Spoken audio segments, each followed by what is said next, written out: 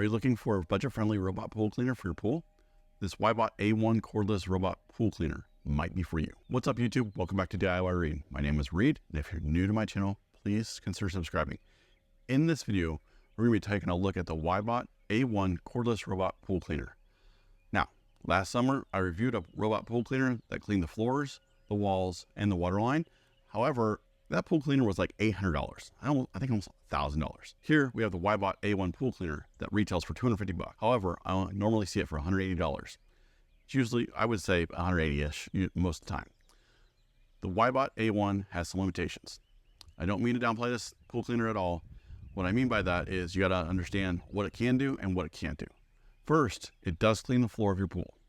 That is as long as your pool cleaner surface is flat. This is not for a pool that has a deep end, and mainly more in tune for pools that are above ground, like we have here.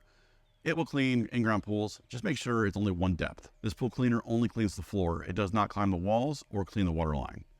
In the box, you're going to go ahead and get the pool cleaner itself, of course, a flipper that tells the pool cleaner which way it's going, a hook to pull the pool cleaner out of the pool. Now you're going to connect that with like your net pole or something like that. It doesn't provide the pole. This connects into like a net pole. A user manual and quick start guide, and the charger. When you first get this pool cleaner, you're going to want to do a couple things. First thing you want to do is get this thing fully charged. Make sure that you're not doing this near the pool. You don't want to charge it. Electricity and water do not mix.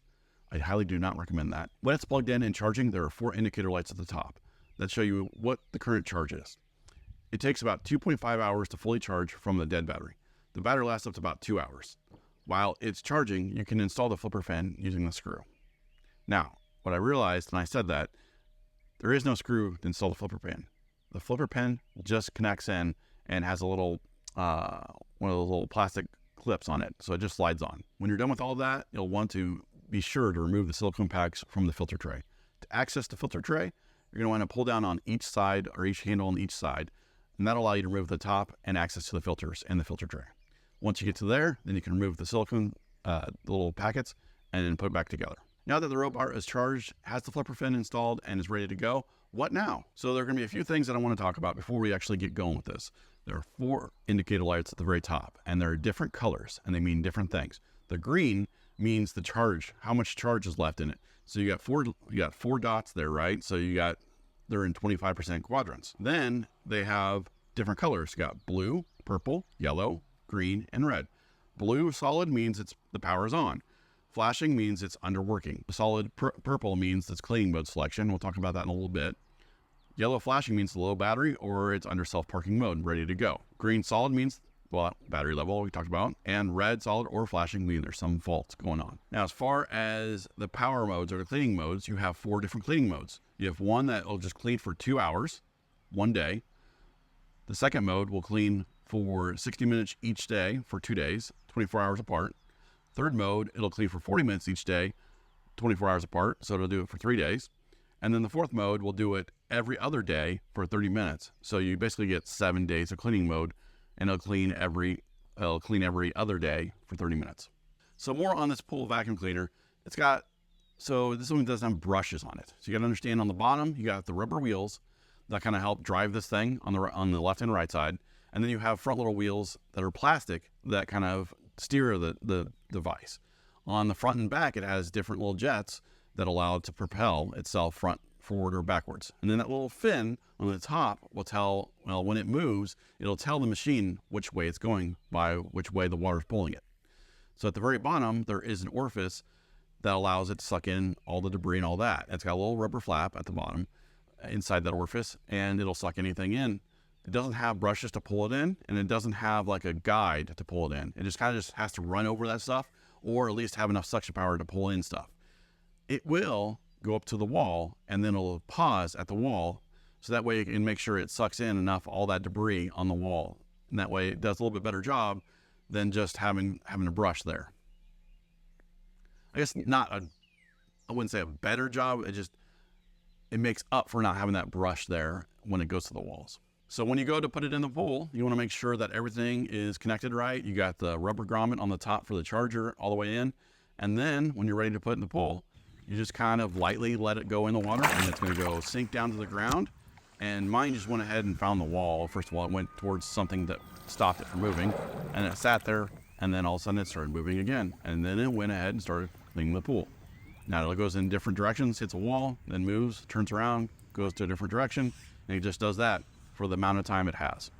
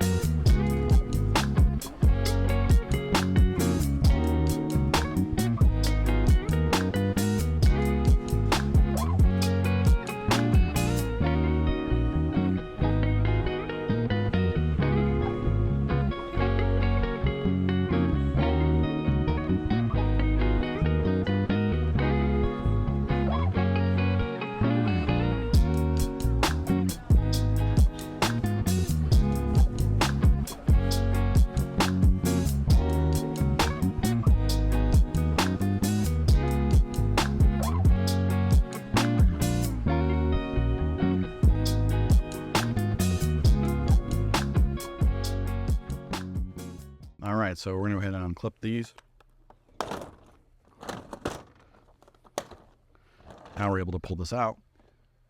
Now that we're done, pull this holder down.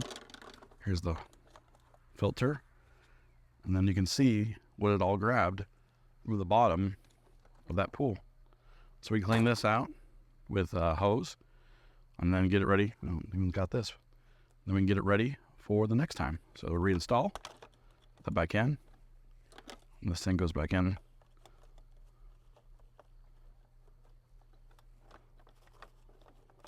It's probably easier to put this back in.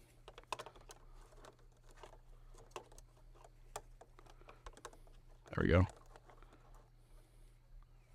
Nope. There we go. There's two little nubs right here. And then set that in. These go back on. We're ready to go. Charge it back up, and we can put it back in the water. Here are my final thoughts. If you have a pool that has the same depth and needs something just to clean the floor, the Wybot A1 pool cleaner may be for you.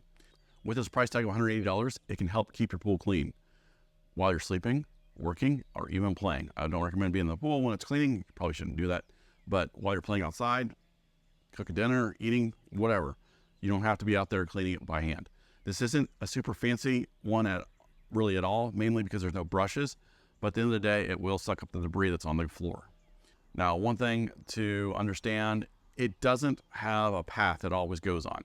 Some pool cleaners have radar and all that, or sonar, and it'll go just like a robot vacuum cleaner. This one does not do any of that. It's not necessarily dummy vacuum. I guess kind of it is. It kind of hits the wall and moves around. So it will the pool cleaning modes, like say if you do one for 120 minutes, it's just gonna move around your pool and hopefully it connects or at least cleans all of it. And then the other cleaning modes, it always just moves around until it's done. So it doesn't really understand if it's done or if it's got everything or if it covered the whole pool. It just moves around randomly until the timer goes up. If you found this video helpful, please leave me a like and feel free to ask any questions in the comment section down below. If you're new to my channel, please consider subscribing for more tech reviews, home automation, and home and automotive how-to videos. Thanks for watching, and I'll see you next time.